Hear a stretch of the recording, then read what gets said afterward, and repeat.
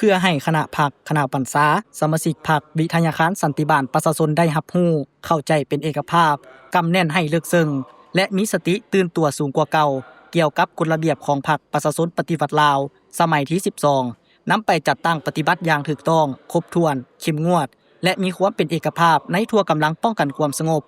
ฉะนั้นในวันที่21กรกฎาคม2026วิทยาคารสันติบาลประชาชนกระทรวงป้องกันความสงบได้เผยแพร่เสื่อมซึมกฎระเบียบพรรคประชาชนปฏิวัติลาวสมัยที่12โดยการเข้าร่วมและเผยแพร่เอกสารของสหายพลจัตวาปริญญาเอกบุญสนะสิมมาลาวงศ์คณะพรรคกระทรวงหัวหน้าอำนวยการวิทยาคารสันติบาลประชาชน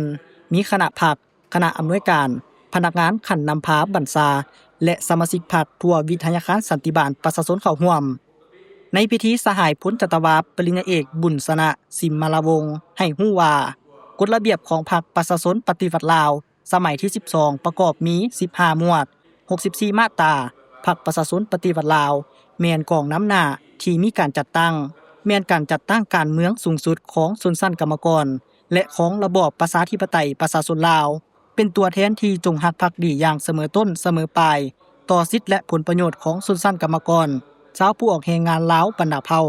และของชาติลาวทั้งหมดพรรคประชาชนปฏิวัติลาวสร้างตั้งขึ้นในวันที่22มีนาปี1955โดยการสืบทอดภารกิจของพรรคคอมมิวนิสต์อินโดจีนซึ่งแม่นประธานไก่สอนพรหมวิหารเป็นหลักแรงนำพาก่อตั้งทนุบำรุงฝึกฝนหล่อหลอมก่อสร้างและปรับปรุงให้หนักแน่นเข้มแข็งอย่างบ่หยุดยั้ง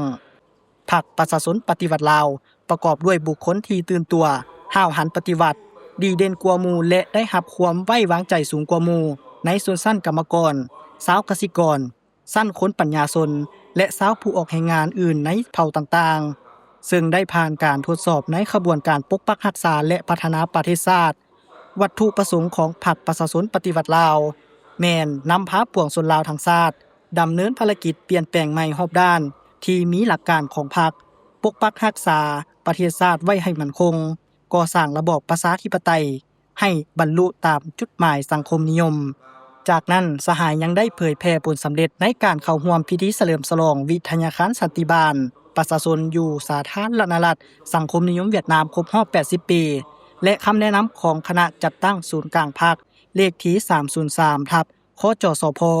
เกี่ยวกับการจัดตั้งปฏิบัติกฎระเบียบพรรคประชาชนปฏิวัติลาวสมัยที่12เพื่อแนะนำอธิบายบางเนื้อในคำศัพท์และบางประโยคคำเว้าที่กำหนดอยู่ในกฎระเบียบพรรคอย่างจ๋าแจ้งเข้าใจง่ายเพื่อเฮ็ดให้คณะพรรคสมาชิกพรรคกำแน่นรับรู้เข้าใจลึกซึ้งเป็นเจ้าการเคารพและปฏิบัติกฎระเบียบพรรคประชาชนปฏิวัติลาวสมัยที่12อย่างเข้มงวดพร้อมทั้งรับประกันให้กฎระเบียบพรรคประชาชนปฏิวัติลาวสมัยที่12ได้รับการจัดตั้งเผยแพร่เสื่อมซึมเป็นบ่อนอิงให้คณะบริหารงานพรรคแต่ละขั้นนำไปจัดตั้งพันขยายนำพาการจัดตั้งปฏิบัติอย่างเป็นเจ้าการ